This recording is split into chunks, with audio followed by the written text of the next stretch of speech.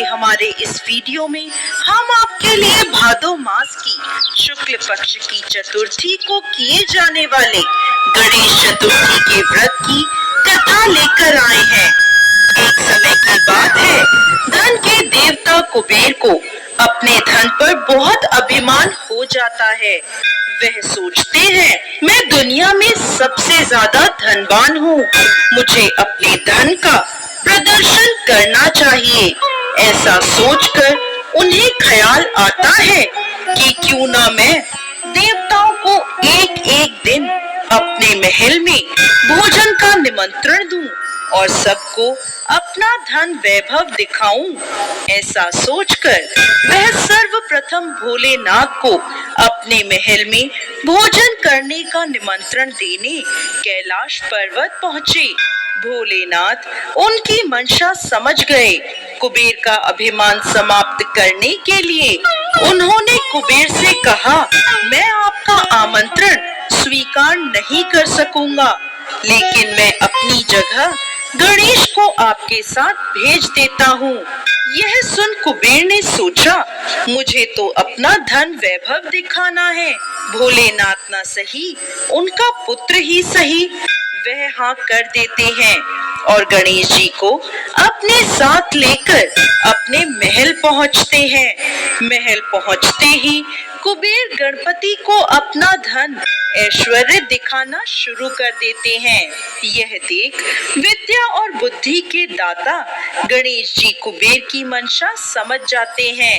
अब जब गणेश जी खाना खाने बैठते हैं तो कुबेर उन्हें सोने की थाली में विभिन्न प्रकार के पकवान परोसते हैं। अब गणेश जी खाना खाना शुरू करते हैं। देखते ही देखते गणेश जी कुबेर के महल में बना सारा भोजन खा जाते हैं। उसके बाद भी उनकी भूख शांत नहीं होती। वो कहते हैं, और खाना लाओ। तब कुबेर बोले, महाराज, महल में बना सारा भोजन समाप्त हो गया है। गणेश जी कहते हैं, घर में जो भी फल फूल आदि है वो ले आओ। कुबेर जी वो भी गणपति जी को दे देते हैं। उसे खाने के बाद गणेश जी कहते हैं, मैं तो अभी भी भूखा हूँ। अब कुबेर ये समझ जाते हैं कि मैं अपना वैभव और ऐश्वर्य प्रभु को दिखाना चाहता था, इसलिए गणेश जी मुझे सीख देना चाहते हैं। वह गणेश जी से हाथ जोड़कर माफी मांगते हैं और कहते हैं, प्रभु, मैं अब कभी भी अभिमानवश ऐसा कुछ नहीं करूँगा, उन्हें क्षमा कर।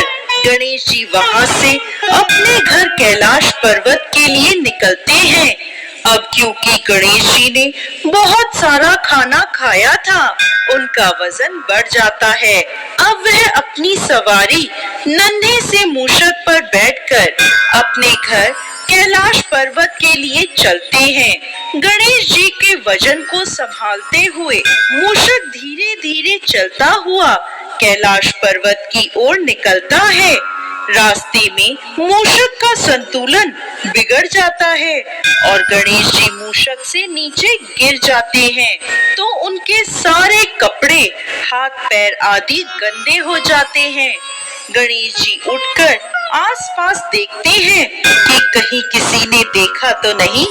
आसपास उन्हें कोई नहीं दिखता, लेकिन उन्हें हंसने की आवाज आती है।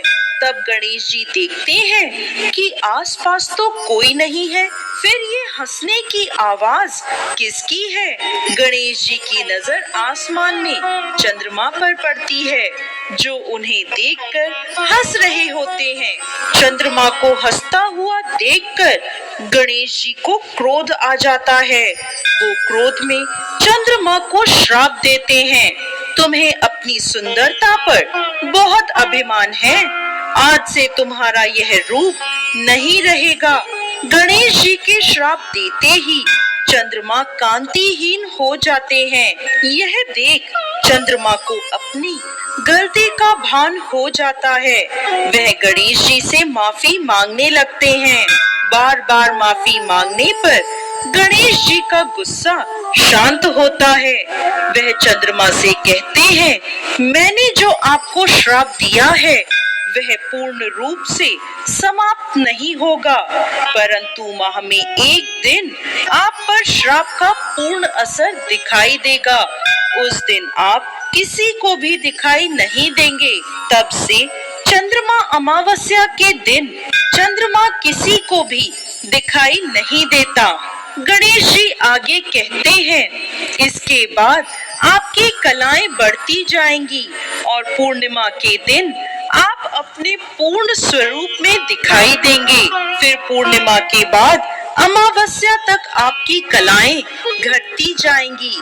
साथ ही साथ गणेश जी उन्हें एक वरदान देते हैं, हर चतुर्थी पर जब मेरी पूजा होगी आपकी भी पूजा की जाएगी। आपको अर्घ देने के बाद ही चतुर्थी का व्रत पूर्ण माना जाएगा। साथ ही साथ गणेश जी ने कहा, क्योंकि आज गणेश चतुर्थी है और आपने मेरा अपमान किया है, इसलिए आज के दिन यदि कोई आपको देख लेगा तो वह कलंक का भागी बनेगा। तब से लेकर आज तक हर गणेश चतुर्थी के दिन चंद्रमा के दर्शन नहीं किए जाते। ऐसा माना जाता है कि यदि इस दिन कोई भी चंद्रमा के दर्शन कर ले तो उसे दोष लगता है। तो दोस्तों, कैसी लगी आपको आज की हमारी गणेश चतुर्थी की ये कहानी? हमें कमेंट बॉक्स में लिखकर जरूर भेजें। साथ ही साथ आपके अपने चैनल को सब्सक्राइब करना ना भूलें। जय श्री गणेश।